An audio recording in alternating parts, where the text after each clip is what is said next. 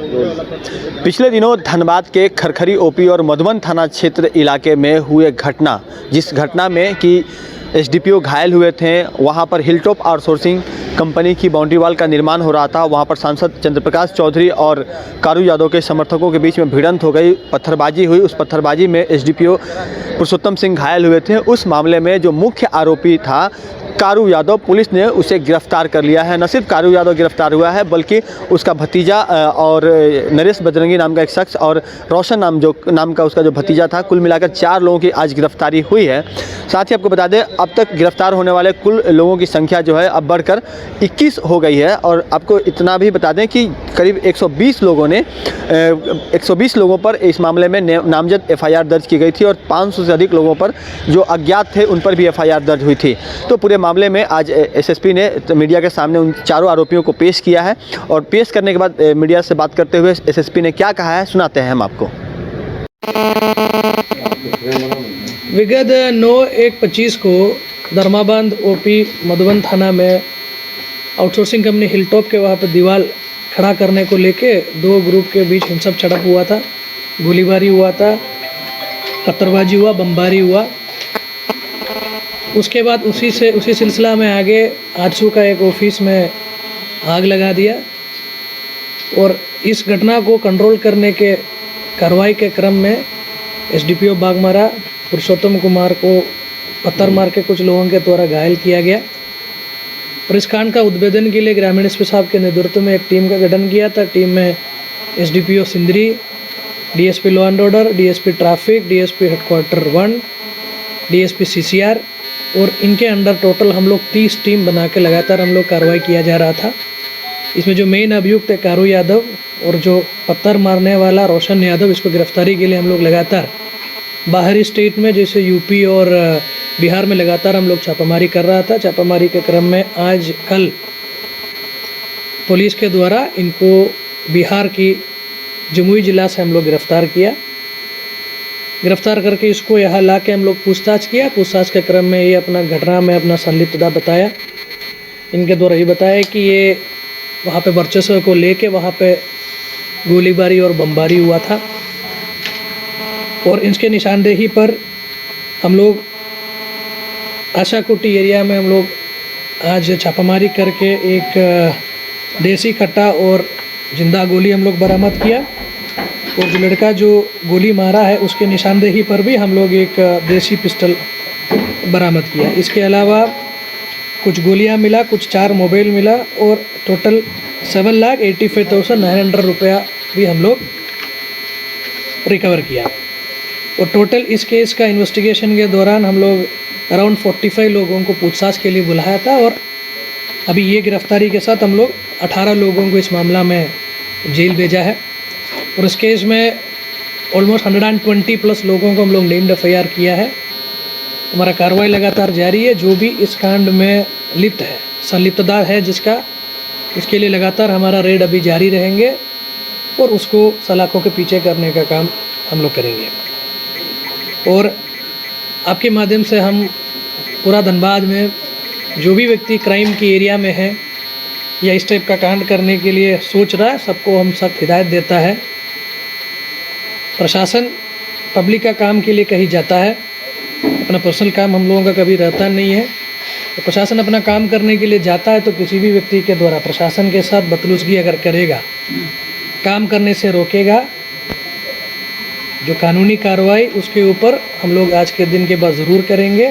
हम लोग ऐसे लोगों को बहुत सख्ती से निपटाने का डिसीजन हम लोग ले लिया है। हम जितना आदमी है सबको हिदायत देता हो, आप जो भी क्राइम में आप लिप्त है, क्राइम आप छोड़िए, मुख्यधारा से जुड़िए। जहाँ पर भी क्राइम करने का कोशिश करेंगे, आप एक मजबूत धनबाद पुलिस को और मजबूती के साथ आपको निपटाते हुए आप आने वाला दिनों में आप देखेंगे।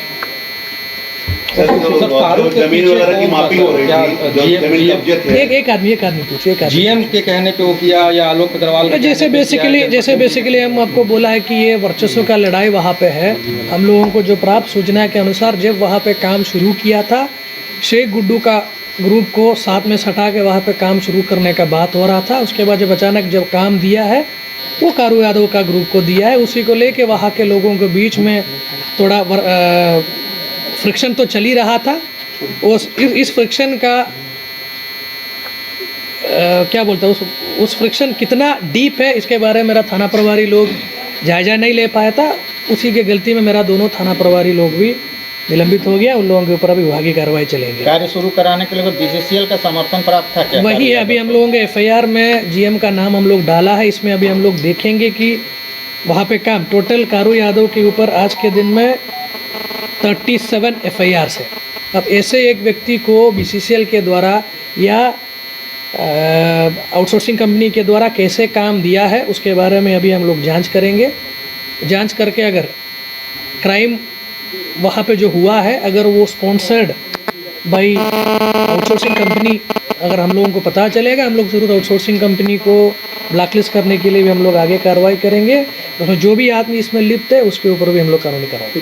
सर, जो संपत्ति की जांच कर रहे थे आप लोग, जो अवैध संपत्ति घोषित हुई उसमें कितने कार्रवाई हुई है और अब तक कितने वो सब इन्वेस्टिगेशन का पार्ट है। अभी हम लोगों की इन्वेस्टिगेशन हमारा लगातार जारी है। इन्वेस्टिगेशन में जो भी एविडेंसेस हमारे सामने आएंगे उसके आधार पर हम लोग आगे नकदी जो बरामदगी हुई कितने पैसे होगी? ये अभी पैसा हम लोग रिकवर किया है कन्फेशन के आधार पर। अभी हम लोग जांच करेंगे पैसा का सोर्स क्या है, उसके बाद आगे क्या कार्रवाई होगी। क्या था आय का स्रोत जिस पर खंगाला? ये सब इन्वेस्टिगेशन का पार्ट है। ये कारू यादव यहाँ बाहर से आके यहाँ बसने का खबर हम लोगों को भी मिला है। उसके बाद उनका आय का सोर्स क्या है उस पर हम लोग अभी जांच करेंगे। हिलटॉप के मैनेजमेंट को भी आरोपी बनाया गया। अब देखो, जो एविडेंसेस तक हमारे सामने आएंगे उसके आधार पर हम लोग कार्रवाई करेंगे। इसमें ज़रूर हिलटॉप का मालिक का ऊपर हम लोग एफआईआर किया है, लेकिन इन्वेस्टिगेशन बताएंगे कि वाकई में उसको इस कांड में कुछ रोल है या नहीं है। इन्वेस्टिगेशन में जो आएगा उसके आधार पर और डिटेल में खंगाले जा रहे कारू को क्या करना है। जो टेक्निकल एविडेंस हम लोगों को कलेक्ट करना है वो सब हम लोग कलेक्ट कर रहा है। हर एंगल पे हम लोग अभी इन्वेस्टिगेशन कर रहे हैं। 18 लोगों की जो गिरफ्तारी हुई है उसमें दोनों गुट के लोग हैं या फिर एक ही गुट के लोग हैं? इसमें एक गुट दो गुट का बात नहीं है। जो आदमी वहाँ पे लॉ एंड ऑर्डर इश्यू पैदा किया है वैसे आदमी को हम लोग चिन्हित करते हुए हम लोग कार्रवाई की है। इसमें एक गुट दो गुट का बात नहीं है। लॉ एंड ऑर्डर जो क्रिएट करेंगे हमारे लिए वो क्रिमिनल है। क्रिमिनल लोगों के ऊपर हम लोग कार्रवाई करेंगे। जैसा कि एसएसपी हरदीप पी जनार्दनन ने बताया कि ग्रामीण एसपी कपिल चौधरी के नेतृत्व में एसआईटी का गठन किया गया था और इसमें जिले के लगभग सभी डीएसपी, जिसमें कि महत्वपूर्ण रूप से जो डीएसपी विधि व्यवस्था नौशाद आलम और डीएसपी सिंदरी आशुतोष कुमार सत्यम और जो तमाम डीएसपी हैं वो इसमें शामिल थे।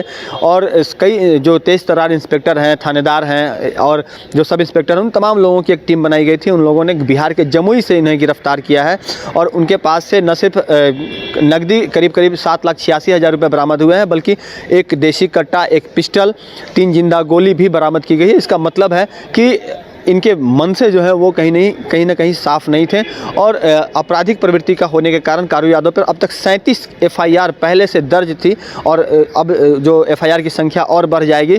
और एसएसपी ने स्पष्ट कहा है कि किन परिस्थितियों में कारू यादव को उक्त जो हिलटॉप आउटसोर्सिंग की जो के मालिक हैं उन्होंने कैसे इनको काम दिया बाउंड्री वाल करवाने का, यह जाँच का विषय है। जब कोई व्यक्ति इतना बड़ा दागी हो तो उसे इस तरह का कार्य नहीं दिया जाना चाहिए था। साथ ही उन्होंने यह भी बताया कि जो सांसद चंद्र प्रकाश चौधरी है उनके कार्यालय पर जो आगलगी की घटना हुई थी उसकी भी जांच चल रही है। उनकी क्या भूमिका है इस मामले में उसकी भी जांच चल रही है। साथ ही कारू यादव के पीछे कौन ऐसा राजनीतिक दल का कोई बड़ा जनप्रतिनिधि है जो कि उसके पीछे से बैटिंग कर रहा है, उसकी भी जांच चल रही है। पूरे मामले में जो लोग भी पर्दे के पीछे से काम कर रहे होंगे उन्हें भी पुलिस किसी भी स्थिति में छोड़ेगी नहीं और जो नामजद आरोपी अब तक गिरफ्तार नहीं हुए उन्हें भी गिरफ्तार करने के लिए जो आगे की कार्रवाई है वह जारी रहेगी। और पूरे मामले को के साथ साथ उन्होंने एक चीज़ स्पष्ट कहा है कि आने वाले वक्त में कोई भी व्यक्ति या कोई भी संगठन या कोई भी मनबढ़ू तत्व, असामाजिक तत्व यह जान लें कि अगर वह किसी भी स्थिति में अगर पुलिस पर हमला करने की कोशिश करता है, किसी प्रशासनिक पदाधिकारी पर हमला करने की कोशिश करता है या हमला करवाता है तो उसका परिणाम इसी कारू यादव की तरह होगा, यानी कि वह सलाखों के पीछे जाएगा और किसी भी स्थिति में पुलिस उसे छोड़ेगी नहीं। तो बहरहाल इतना ज़रूर है कि आने वाले वक्त में उस इलाके में थोड़ी शांति देखने को मिलेगी, इस बात से इनकार नहीं किया जा सकता है। सहयोगी विपिन के साथ राजकुमार जायसवाल, न्यूज़ 22 स्कोप, धनबाद।